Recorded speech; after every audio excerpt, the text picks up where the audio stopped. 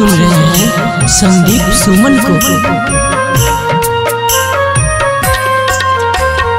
केहन कठोर भेलौ जान, हमरा भूल गेलौ जान।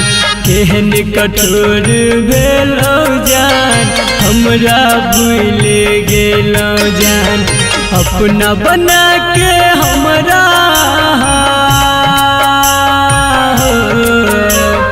अपना बना के हमरा दिल से निकाल देलौ जान।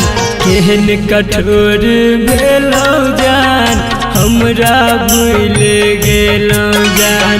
केहन कठोर भेलौ जान, हमरा भूल गेलौ जान।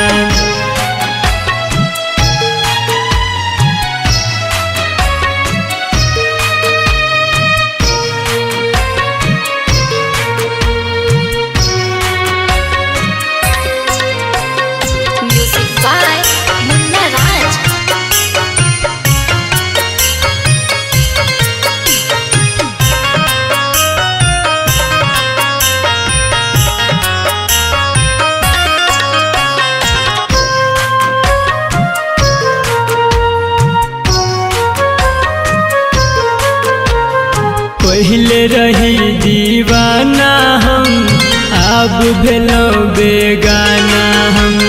दुनिया सतेतै जब हमरा, सहबै को नाताना हम।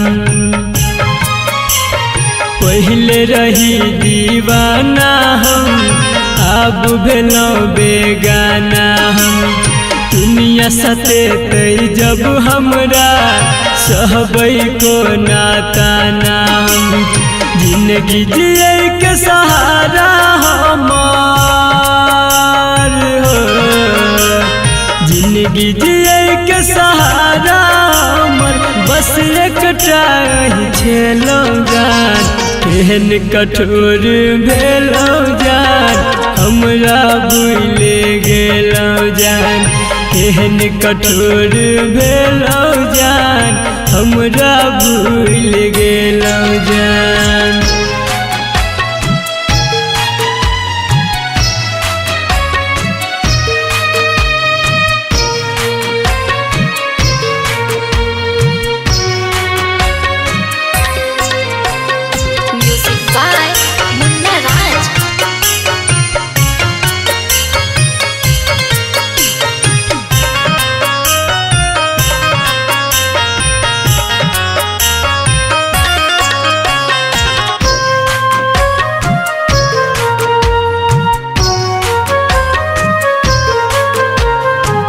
नहीं पाब अहाँ बिन, दूर रह के हम एको दिन।